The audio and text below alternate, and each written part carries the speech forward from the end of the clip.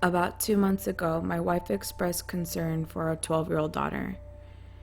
She had begun coming to her mom asking why she was calling her when my wife hadn't said anything, much less called through the house. I witnessed a couple of these occasions myself, but thought nothing of them. I worked 10 hours a day, so I was unaware, but apparently it had begun happening more and more frequently, and my wife had become concerned and suspected possible schizophrenia. Then, about 2 weeks ago, my wife told me about a shadow person she's seen in our home on at least 3 occasions, all happening in the span of a few days.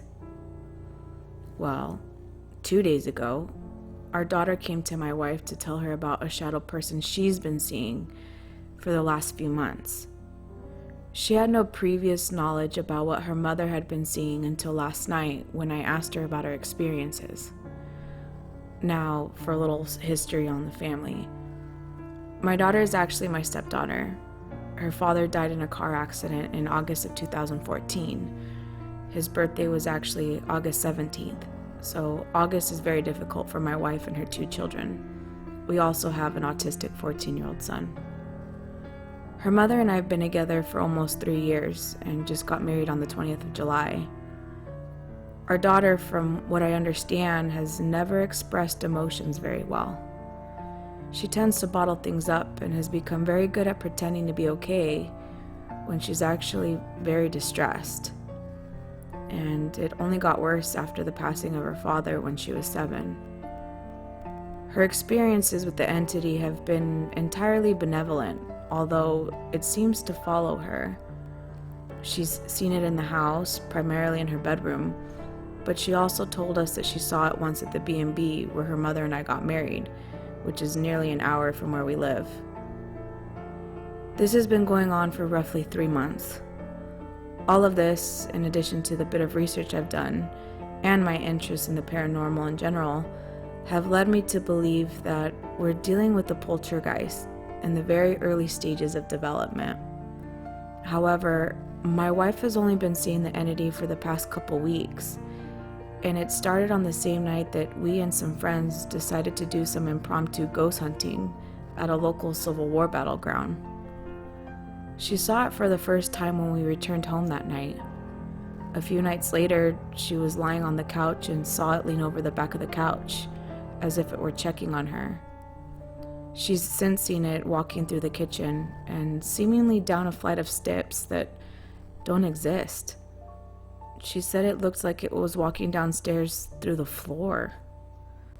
Through all of this, neither my wife nor daughter have said they felt frightened by it, except for when they can't see it, but instead feel it in the room with them.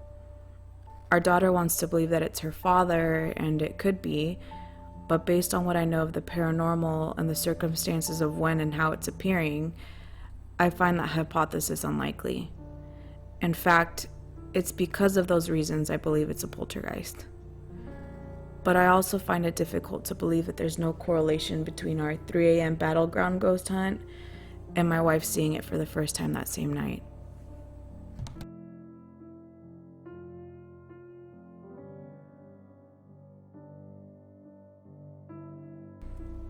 Around July of last year, I was working for a youth group in Seattle, Washington. The job had its perks. The community was decent, and overall, it was a decent job. I was a part of conducting major group activities, so I happened to be out of the office a lot. Now, my life in a nutshell isn't a cakewalk.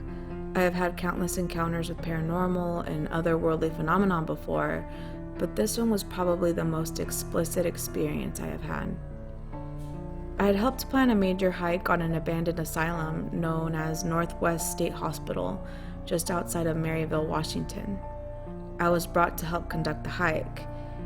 Everyone along the way was super excited about the expedition, but one kid brought an EMF and EVP reader.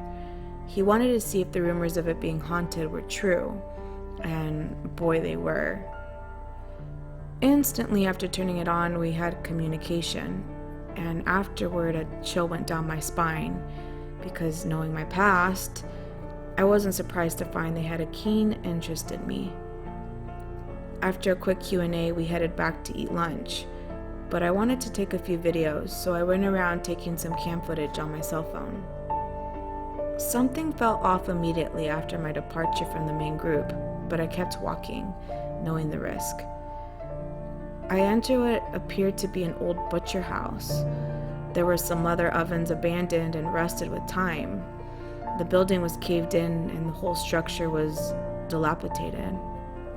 Suddenly I hear a clang. I turn around and nothing unfamiliar had occurred. I didn't take it too seriously, so I kept walking.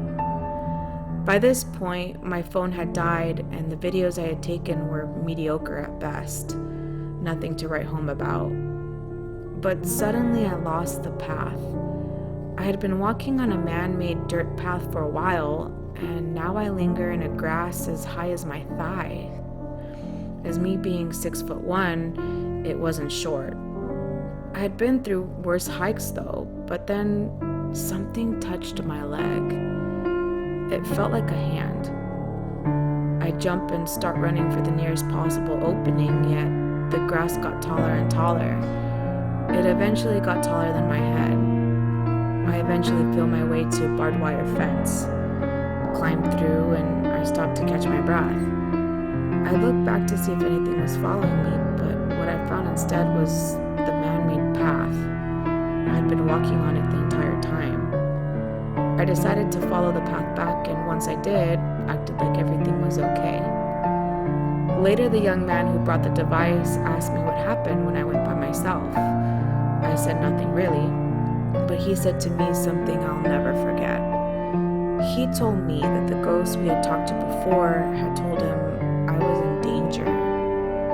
That was indeed freaky and all, but I think it wouldn't have been creepy if I hadn't reviewed the footage later.